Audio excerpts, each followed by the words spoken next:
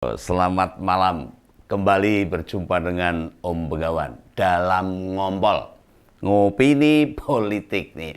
Kembalinya Mas Fachri Hamzah ini mengomentari berbagai situasi politik kekinian, ya, membuat kelegaan kita semua. Nah, apalagi sepertinya loh ini Partai Gelora tidak akan mendukung Pak Anies Baswedan sebagai bakal capres.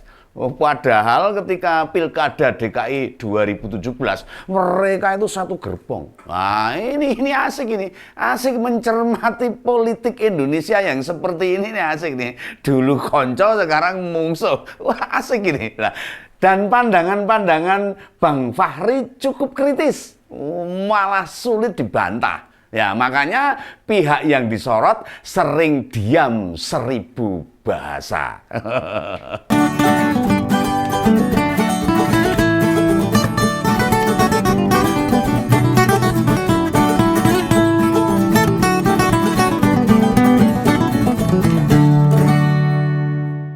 Nah, ini belum lama Pak Fachri, Mas Fachri, Bung Fachri juga nimbrung urusan perjanjian utang piutang untuk maju dalam Pilkada DKI yang lalu.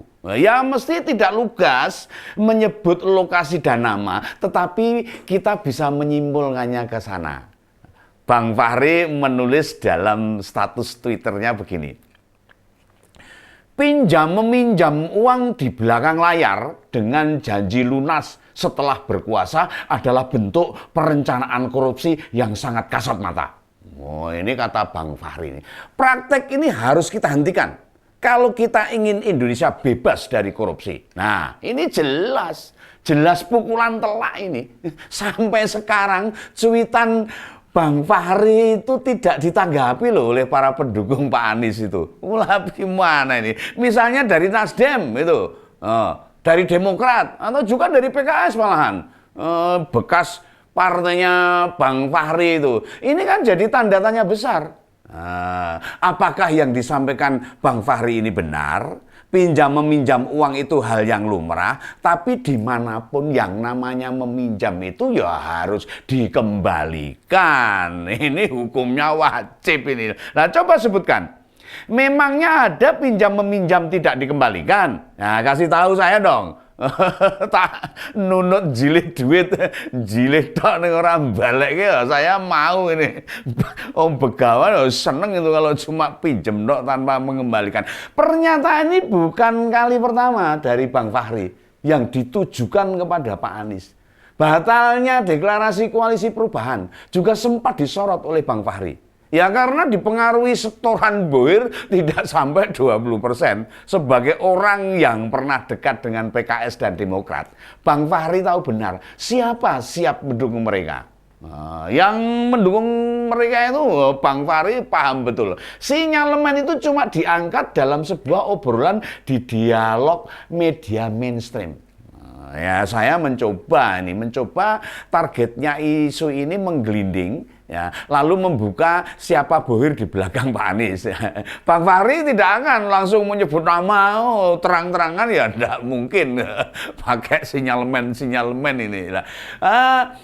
Tetapi semuanya itu bisa memberi clue. Nah, peminjaman duit itu seperti menjadi skandal sebelumnya, yang saya kira masih berkaitan dengan gagalnya deklarasi koalisi perubahan. Ya, masuk akal juga ini, masuk akal ini. Sebab rencana deklarasi pada akhir tahun lalu mundur menjadi Februari bulan ini harusnya. Tetapi hingga sekarang sepertinya hilang begitu saja, terbawa angin lalu. Nah, ini bisa jadi nih negosiasi atau pembicaraan belum tercapai kesepakatan, ya bisa saja. Bisa, ini bisa terjadi. Bukan hanya berapa jumlahnya yang harus diserahkan loh. Ini bukan masalah hitung-hitungan uang aja. Namun terkait siapa yang bakal menjadi cawapresnya yang dikendaki Bohir. Mau ngasih uang ya tetap dia ngatur gitu. Tetapi ditolak oleh 3 parpol pendukung koalisi. Ya, bisa dipastikan Mas AHY maupun Pak Aher tidak akan mendampingi Pak Anies. Karena Bohir bakal kembali kehilangan dana lebih besar Kalau pilkada DKI saja mencapai 92 miliar loh. Oh, kehilangannya itu nggak dikembalikan, nggak tahu dikemplang atau menurut saya ya embo itulah. Bagaimana dengan kebutuhan pilpres? Loh, pasti dananya berlipat ganda yang dibutuhkan. Lawang gubernur pilkada, gubernur DKI aja segitu lah, pilpres ya walah, nggak terhitung itu dananya. Nah sebenarnya ini bukan perkara sepele, tetapi benar apa yang disampaikan oleh Bang Fahri. Beliau menjelaskan harusnya seseorang tidak usah memaksakan maju sebagai kandidat. Jika diminta menanggung biaya pemilu dan kampanye, tidak bisa. Ya jangan sampai merusak prinsip hanya demi memaksakan kehendak maju. Istilahnya kalau punya obsesi ya harus terrealisasi. Padahal mestinya melihat kemampuan diri. Ojo anggere kekuatannya rene maju geletak dewe nanti. Lah kalau bukan urusan politik, ya tidak masalah sebenarnya. Orang punya usaha itu pasti berpikir risiko juga. Nah selama ini belum pernah loh terbuka kasus serupa. Apa yang dilakukan Pak Anies ini? Bisa yang pertama, bisa juga tidak. Nah, sayangnya tidak ada yang bicara seperti ini. Coba saya mau tanya, siapa orang yang rela melepaskan uang 92 miliar begitu saja? Tanpa kembali loh itu. Mong dikek-ketok gitu, ora dibaleke. Nah, aneh loh. Ya aneh ini. Di Indonesia ini melepas uang segitu ya pilih membangunkan fasilitas umum untuk masyarakat banyak, bermanfaat bagi orang banyak loh. Daripada untuk satu orang sore nek manfaatin loh. Nah misalnya membangunkan jembatan, itu kan bisa untuk fasilitas umum, membangunkan tempat ibadah. Itu juga untuk fasilitas umum lebih bermanfaat. Membangunkan sekolah, membangunkan tower air di wilayah tandus yang kekurangan air dan yang lainnya kan lebih bermanfaat itu. Uang segitu banyak. Kalau untuk membangun tower air itu bisa beratus-ratus tower itu. Kalau sampai ada orang yang rela kehilangan 92 miliar demi kepentingan politik, siapa dia?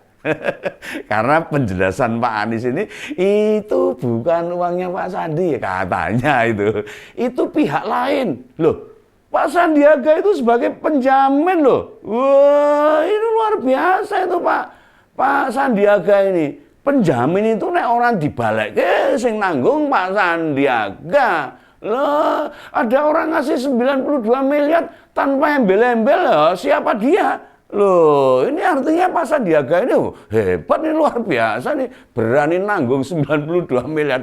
Anehnya Pak Anies ketika menjelaskan terkait dana itu berkali-kali cuma menyebut 50 miliar. Loh, faktanya dokumen perjanjian yang tersebar kan 92 miliar yang dikirim dalam 3 termin. Lah masa hal beginian tidak bisa diterangkan secara gamblang dan jelas. Lah ini Bang Fahri yang menyoroti ini. Gemes mungkin Bang Fahri ini. Langsung disoroti, langsung dikomentari. Nah, bisa jadi sangat tahu siapa yang memberi dana. Bang Fahri mungkin paham ini. Atau jangan-jangan ada pihak yang tertipu di sini. Kapusan ini. Jadi Pak Anies pinjam ke 2 orang, tetapi kasus yang terungkap ini milik 1 orang. Nah, loh, bisa jadi seperti ini. Ini menurut Begawan loh ini, bukan menurut orang lain loh. Siapa yang yakin itu cuma 1 orang?